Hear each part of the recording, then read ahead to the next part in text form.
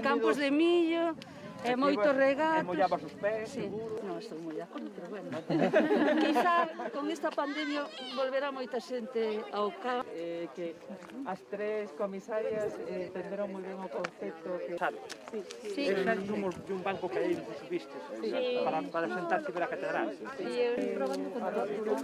E está justo recién... Puedes agradecer.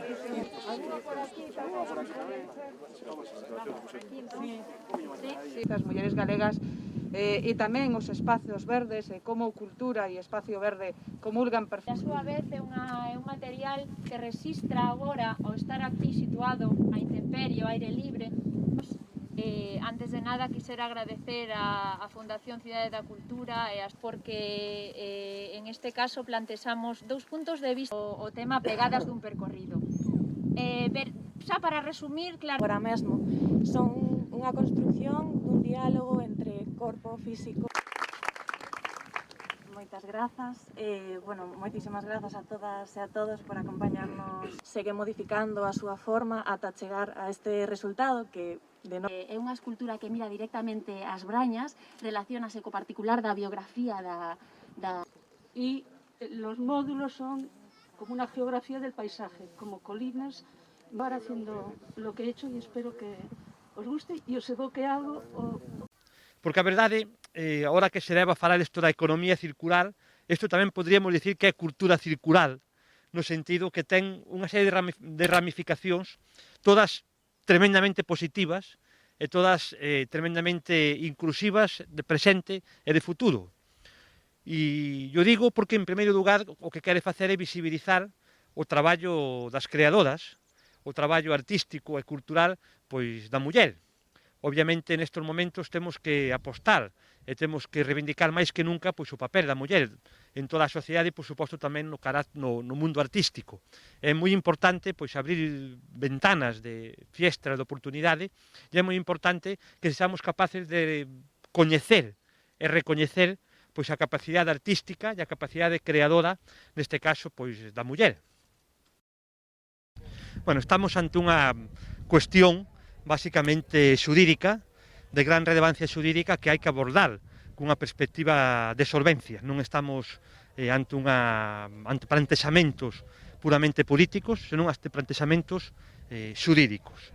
Neste sentido, dende a Xunta de Galicia, temos competencia directa sobre dous bens que existen e que están agora mesmo dentro do que é o recinto das Torres de Meirás.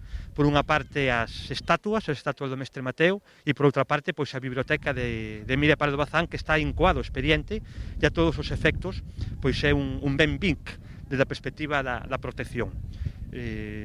Seguindo o sentir mayoritario dos galegos, o que estamos a facer é preservar para o patrimonio cultural de Galicia ou intentar preservar para o patrimonio cultural de Galicia pois estes bens.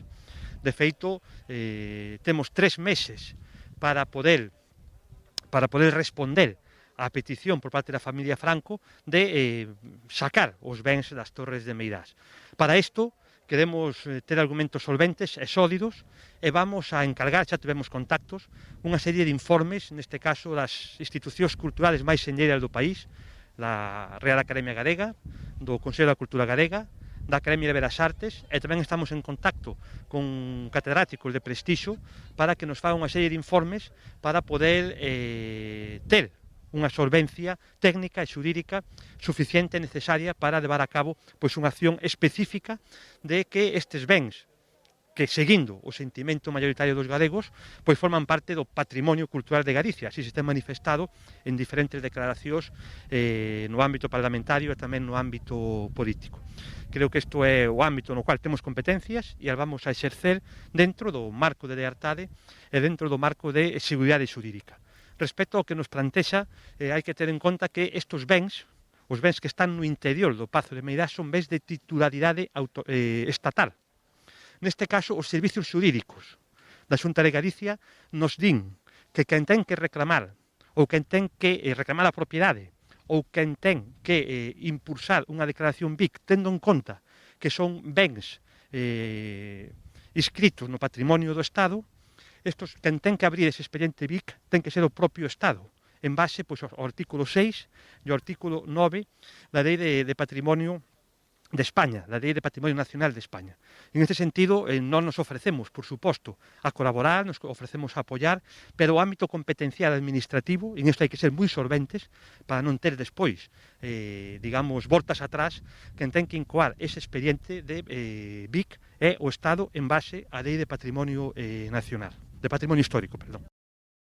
Bueno, vimos de pedirlle, neste caso, ás institucións que acabo de dicir, a Real Academia Galega, o Consello da Cultura Galega, a Academia de Belas Artes, estamos tamén falando con algunha persona de recoñecido prestixio, unhos informes para ter sustento respecto aos plantexamentos que queremos asentar para recoller, en certa medida, pois, o sentir mayoritario da sociedade galega respecto ao interés cultural que ten para Galicia as estatuas do Mestre Mateo e a biblioteca de Doña Emilia. Tan pronto nos entreguen e tan pronto teñamos unha reflexión xurídica asentada e solvente, pois responderemos á demanda que se nos fixe. Pero temos 3 meses. Creo que aquí, máis que declaracións altisonantes ou plantexamentos, digamos, sin avar xurídico, aquí é moi importante facer as cousas ben, porque se demostra que cando se fan as cousas ben, os resultados son positivos para, digamos, as demandas da sociedade, e cando se fan as cousas regular ou se fan mal, pois non. Co cual hai que ser moi solventes, ter argumentacións técnicas e xurídicas sólidas, e a partir de aí, pois, o Estado de Dereito ten que funcionar e ten que, de algún xeito, dar ou quitar as razóns. Pero para iso é moi importante, como xa digo, ter solvencia técnica e tamén solvencia xurídica.